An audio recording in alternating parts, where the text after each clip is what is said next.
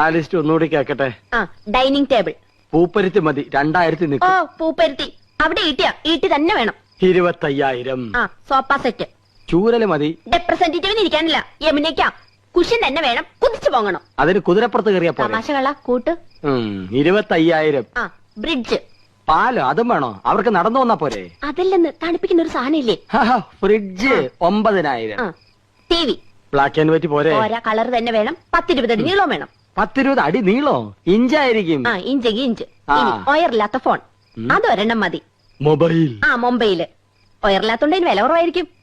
ഇനി അയ്യോ, ഇനി മടക്കല്ലേ, ഒടിഞ്ഞു. തൽക്കാലം ഇത്രയൊക്കെ മതി. മതി. ഇനി ഇതിന് പണം ഉണ്ടാക്കാനുള്ള വകുപ്പും കൂടി പറഞ്ഞു തന്നെ. മൊത്തം പണം കൈ വെച്ചോണ്ടാണോ എല്ലാരും ഇതൊക്കെ മേടിക്കുന്നത്? ഇൻവെസ്റ്റ്മെന്റ് വാങ്ങണം. ഇൻസ്റ്റാൾമെന്റ്.